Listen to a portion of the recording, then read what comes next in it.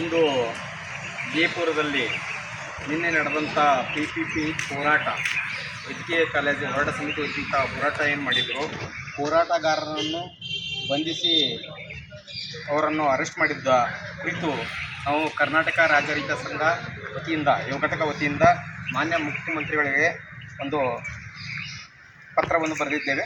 ಆ ಪತ್ರ ಓದ್ತಾ ಇದ್ದೀವಿ. ವಿಷಯ: PPP ಹೋರಾಟಗಾರರನ್ನು ಬಂಧಿಸುವುದನ್ನು ಖಂಡಿಸಿ ಯಾವುದೇ ಕೇಸು ದಾಖಲು ಮಾಡದೆ ಬಿಡುಗಡೆಗೊಳಿಸುವ ಕುರಿತು.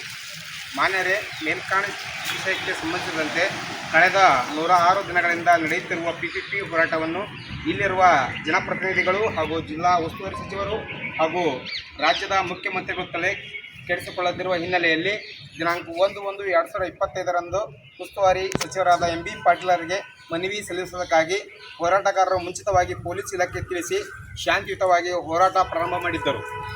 ಆದರೆ ಮುಂಚಿತವಾಗಿ ಪೊಲೀಸ್ ಇಲಾಖೆ ಅಧಿಕಾರಿಗಳು ತಮ್ಮ ತಂಡದೊಂದಿಗೆ ಏಕಾಏಕಿ ಯೂನಿಫಾರ್ಮ್ ಇಲ್ಲದೆ ಹೋರಾಟಗಾರರ ಮೇಲೆ ಆಕ್ರಮಣದ ರೀತಿ ಎರೆಗೆ ಅವರನ್ನು ತಳ್ಳಾಡಿ ಮೊಬೈಲ್ ಕಿತ್ತುಕೊಳ್ಳಲು ಹೋದಾಗ ಹೋರಾಟದಲ್ಲಿರುವ ಸ್ವಾಮೀಜಿಯವರು ಗಾಬರಿಗೊಂಡು ಮೊಬೈಲ್ ಕಸಿದುಕೊಳ್ಳಬೇಡಿ ಎಂದು ಬೇಡಿಕೊಂಡಾಗಲೂ ಕೇಳದಿದ್ದಾಗ ಮತ್ತು ಅವರ ಕಾಲು ತುಳಿದಾಗ ಸಿಟ್ಟಿಗೇರಿದ ಸ್ವಾಮೀಜಿಯವರು ಕೈ ಬೀಸಿದ್ದಾರೆ.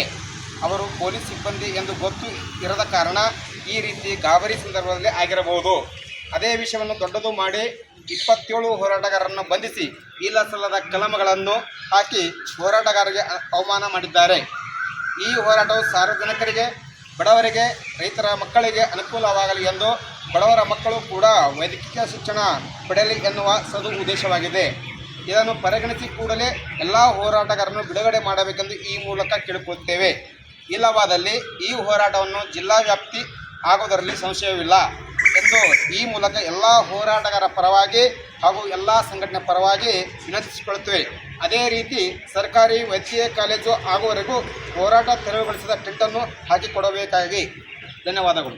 ಹೀಗಾಗಿ ಆ 106 ದಿನಗಳಲ್ಲಿ ಇಲ್ಲಿರುವಂಥ ಸುಮಾರು 200ಕ್ಕಿಂತ ಹೆಚ್ಚು ಸಂಘಟಕರು ಕೂಡ ಈ ಒಂದು ಹೋರಾಟದಲ್ಲಿ ಭಾಗಿಯಾಗಿ ಈ ಜಿಲ್ಲೆಯಲ್ಲಿರುವಂಥ ಎಲ್ಲ ದೀನದಲಿತರು, ಬಡವರು, ರೈತರ ಮಕ್ಕಳು, ಎಲ್ಲರಿಗೂ ಕೂಡ, ಕಾರ್ಮಿಕರ ಮಕ್ಕಳು ಇರ್ಬೋದು, ಎಲ್ಲ ಜಾತಿ ಜನಾಂಗದ ಮಕ್ಕಳಿಗೆ ವೈದ್ಯಕೀಯ ಶಿಕ್ಷಣ ಸಿಗಬೇಕು ಅನ್ನುವ ಒಂದು ಸದುದ್ದೇಶದಿಂದ ಈ ಒಂದು ಹೋರಾಟವನ್ನು ಹಮ್ಮಿಕೊಳ್ಳಲಾಗಿತ್ತು. ಆ ನಿಟ್ಟಿನಲ್ಲಿ ಹಲವಾರು ಬಾರಿ ಸಂಬಂಧಿಸಿದ ಜಿಲ್ಲಾಧಿಕಾರಿಗಳ ಮೂಲಕ ರಾಜ್ಯ ಸರ್ಕಾರಕ್ಕೆ, ಮುಖ್ಯಮಂತ್ರಿಗಳಿಗೆ, ಜಿಲ್ಲಾ ಉಸ್ತುವಾರಿ ಸಚಿವರಿಗೆ, ಆರೋಗ್ಯ ಸಚಿವರಿಗೆ, ಉಪಮುಖ್ಯಮಂತ್ರಿಗಳಿಗೆ ಹಲವಾರು ಬಾರಿ ಮನವಿ ಸಲ್ಲಿಸಿದರೂ ಕೂಡ ಪ್ರಯೋಜನ ಆಗಿದ್ದಿಲ್ಲ. ಆ ನಿಟ್ಟಿನಲ್ಲಿ ವಿಜಯಪುರ ಜಿಲ್ಲೆಯ ಉಸ್ತುವಾರಿ ಸಚಿವರು ನಮ್ಮವರೇ ಆದಂಥ MB ಪಾಟೀಲರಿಗೆ ನಿನ್ನೆ ದಿನ ಒಂದು ಮನವಿಯನ್ನು ಕೊಡಲಿ ಅಂಥೇಳಿ ಎಲ್ಲ ಹೋರಾಟಗಾರರು ಕೂಡಿಕೊಂಡು ಒಂದೇನದ ಮುಂಚಿತವಾಗಿ ಪೊಲೀಸ್ ಇಲಾಖೆಗೆ ತಿಳಿಸುವುದರ ಮೂಲಕ ಏನು ಅಲ್ಲಿ ಹೋಗಿ ಮನವಿಯನ್ನು ಸಲ್ಲಿಸಬೇಕು ಅನ್ನುವಷ್ಟರೊಳಗಾಗಿ ಅಲ್ಲಿ ಏನೋ ಒಂದು ಗದ್ದಲ ನಡೀತು, ಅಲ್ಲಿ ಏನೋ ಒಂದು ಸಂಚು ನಡೆದು ಅವರಿಗೂ ತಲುಪಿಸಬೇಕು. ಮಾನ್ಯ IG ಪೊಲೀಸ್ ಇಲಾಖೆ ಬೆಳಗಾವಿ, ಮಾನ್ಯ ಪೊಲೀಸ್ ವರಿಷ್ಠಾಧಿಕಾರಿ ವಿಜಯಪುರ, ಮಾನವ ಹಕ್ಕುಗಳ ಆಯೋಗ ಅಧಿಕಾರಿಗಳು ಬೆಂಗಳೂರು.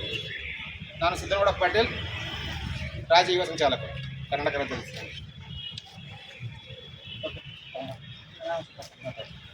सांगो माईक हाकोला